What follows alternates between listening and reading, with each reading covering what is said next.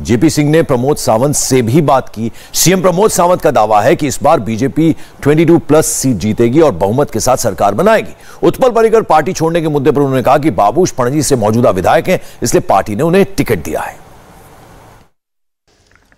गोवा में ऐसा पहली बार होने जा रहा है कि भारतीय जनता पार्टी अपने दम पर 40 की 40 विधानसभा की सीट कंटेस्ट करने जा रही है। इसके पहले ऐसे कभी नहीं हुआ। इसके पहले गोवा में भारतीय जनता पार्टी ने लोकल गोवन पार्टीज को अपना साथीदार बनाया, लेकिन पहली बार किसी लोकल गोवन पार्टी पे बीजेपी भरोसा नहीं कर रही है। जितनी भी लोकल पार्टी हो, एमजीपी या फिर गोवा फॉरवर्ड पार्टी, वो या तो कांग्रेस के साथ जा चुकी है या फिर टीएमसी के साथ जा चुकी है। तो बीजेपी का क्या लक्ष्य है, किस तरीके से स्ट्रेटेजी बीजेपी बना रही है और कैसे 40 की 40 सीटों पर अकेले लड़कर गोवा के मुख्यमंत्री रिपीट होंगे। गोवा के सीएम डॉक्टर प्रमोद सावंत हमारे साथ बातचीत करने के लिए मौजूद हैं। डॉक्टर साहब, आप सिर्फ ये बता दें कि आप रिपीट होंगे, इसकी क्या स्ट्रेटेजी बनाई है? पहली बार आप अपने दम पर आपके नेतृत्व में 40 सीट लड़ने जा रहे हैं। भारतीय जनता पार्टी की सरकार 2022 में 22+ सीट के साथ रिपीट होगी, ये हम बार बार कह रहे हैं। बाकी सभी के सर्वे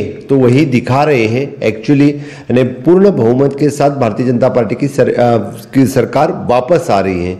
जिस तरह से हमने लास्ट 3 साल में मैंने जो मुख्यमंत्री बन के काम किया है, डबल इंजन की सरकार ने कोविड के कार्यकाल में भी infrastructure development and human development जो काम किया है, इससे पहले लास्ट 50 साल में काम जो नहीं हुआ था, इस डबल इंजन की सरकार ने इस 8 साल में करके दिखाया है।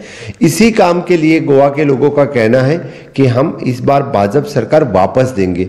इस बार लोग गवर्नमेंट के लिए वोट कर रहे हैं, ना कि एमएलए चुनने के लिए। तो हमें पूरा विश्वास है, हर वक्त हर कोई यानी सिर्फ एमएलए चुनने के लिए वोट कर रहा था। इस बार की लहर है कि भारतीय जनता पार्टी की, भाजपा की, माननीय मोदी जी के नेतृत्व में केंद्र वाली सरकार आगे भी स्टेट को बहुत मदद करेगी और वही लेके माननीय मोदी जी के नेतृत्व में फिर से एक बार यहाँ पे भाजपा की सरकार आ रही है। लेकिन रक्षा मंत्री मनोहर पर्रिकर थे, उनकी लेगेसी आप लेकर चल रहे हैं। वो मुख्यमंत्री थे गोवा के और अब आप मुख्यमंत्री हैं। आपको जितना भी कार्यकाल मिला उसमें कोविड का एक बहुत बुरा दौर आया। गोवा में भी कोविड के केसेस काफ़ी बढ़े, जिसपे अच्छे से गोवा की सरकार ने कंट्रोल किया। किन चुनौतियों को आपने निपटा है और आने वाले समय में क्या स्ट्रेटजी? पहले तो इस 3 साल में कोविड जैसे महामारी को हमने झेला। फ्लड गोवा में बहुत बड़ी मात्रा में आया, यानी ताउते साइक्लोन गोवा में रहा। इसके सिवाय बाकी तो प्रॉब्लम्स जो रूटीनली थी, इस पे मात करते हुए भी हमने इंफ्रास्ट्रक्चर डेवलपमेंट बहुत अच्छी तरह से किया। सस्टेनेबल डेवलपमेंट गोल पे हम 7 नंबर से 4 नंबर पे पहुंचे। इसके सिवाय ऑनरेबल प्राइम मिनिस्टर ने जो आत्मनिर्भर भारत जो प्रोग्राम कोविड कार्यकाल में निकाला, वो हमने अच्छी तरह से इंप्लीमेंट करने के लिए स्वयंपूर्ण गोवा, सेल्फ रिलायंट गोवा बोल के जो प्रोग्राम लॉन्च किया, उस कार्यक्रम की प्रशंसा खुद प्रधानमंत्री ने किया।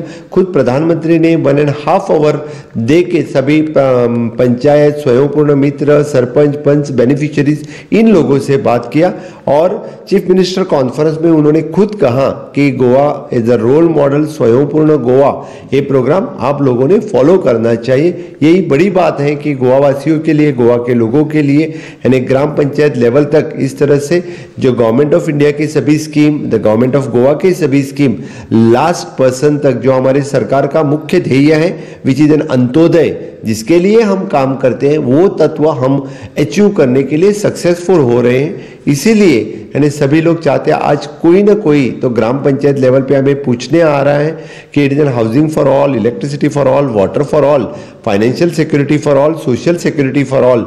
जिस तरह से ये सभी प्रोग्राम हम बहुत ही अच्छी तरह से ग्राउंड लेवल पे इंप्लीमेंट कर रहे हैं और उन लोगों को दिख रहा है। लेकिन डॉक्टर साहब, 2017 की अगर हम बात करें तो गोवा फॉरवर्ड पार्टी ने बहुत बड़ा रोल प्ले किया। भले 3 उनके एमएलए थे, लेकिन विजय सरदेसाई और उनके दोनों एमएलए ने सरकार बनाने में योगदान दिया।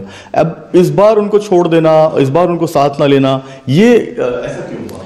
ये आपकी बात सही है कि 2017 में उन्होंने रोल प्ले किया था, लेकिन बीच में जितना पॉलिटिकल स्टेबिलिटी लाने के लिए और गोवा के डेवलपमेंट के लिए जो स्टेप्स हमने लिए और गवर्नमेंट स्ट्रेंथन करने के लिए, उसी स्टेप्स में गोवा फॉरवर्ड सरकार से बाहर जा चुके थे।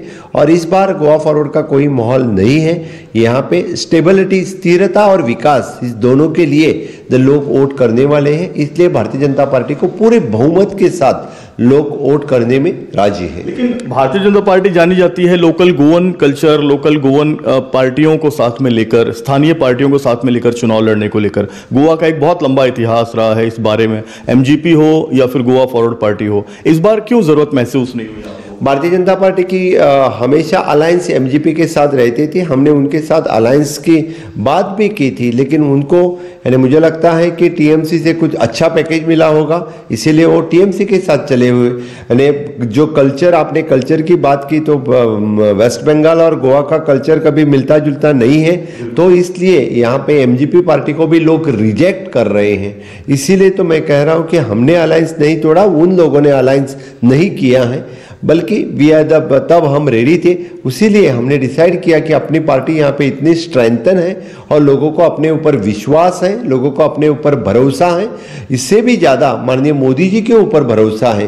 केंद्र में जो माननीय मोदी जी की सरकार है, उन्होंने तो जो 50 साल में नहीं हुआ था उस 8 साल में करके दिखाया है। इसीलिए फिर से एक बार लोग भारतीय जनता पार्टी के ऊपर भरोसा करके भारतीय जनता पार्टी को वोट करेंगे। एक सीधा सवाल डॉक्टर साहब ये है कि तो क्या जरूरत पड़ी कांग्रेस के 13 एमएलए को साथ में लेने की? क्या जरूरत पड़ी हमारे 5 एमएलए का टिकट काटकर बीजेपी का कांग्रेस को सीट देने की? कांग्रेस की एमएलए की मजबूरी क्या है? यानी तब की बात थी क्योंकि 13 एमएलए हमारे साथ में आए थे, तब तो स्टेबिलिटी ऑफ द गवर्नमेंट देने के लिए उनको, वो खुद साथ में आए थे, तो उनको साथ में हमने लिया और गवर्नमेंट ने स्ट्रेंथन किया, स्ट्रांग किया। अभी की बात है कि जैसे कि 4-5 एमएलए को हमने टिकट नहीं दिया, उनका परफॉर्मेंस उनके कॉन्स्टिट्यूंसी में अच्छा नहीं था, इसी की वजह से सेंट्रल पार्टी ने ये डिसीजन लिया है। क्योंकि जो अच्छा काम करता है, जो लोगों के बीच में है, फिर से चुन के आने की जिसकी संभावना है, उसको हमेशा के लिए टिकट देते हैं। अगर हम इसमें मनोहर पर्रिकर के बेटे को जोड़ दें, उत्पल पर्रिकर को जोड़ दें, तो उनका गणित कहां पर नहीं बैठा? पणजी की सीट वो मांग रहे थे, हमने बाबूश को दे दी। वो बाबूश सिटिंग एमएलए पेंजिम से हैं, उसका परफॉर्मेंस अच्छा है, विनिबिलिटी उनके पास है। रही बात उत्पल पर्रिकर की, Utpal Parrikar at present Bharatiya Janata party ने 2-3 जगह पे उनको ऑफर दी थी। मुझे नहीं लगता है कि पूरे देश भर में इस तरह से किसी एक कार्यकर्ता को 3 डिफरेंट जगह पे ऑफर देना ये हुआ होगा।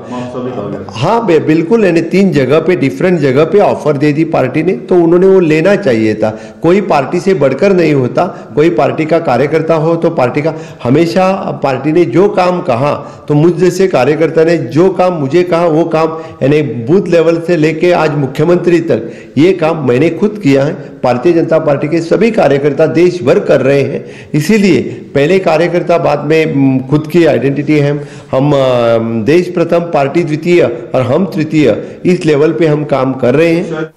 इंडिया टीवी हर वक्त हर जगह डाउनलोड करने के लिए सर्च करें India TV news Google play store या ऐप स्टोर पर।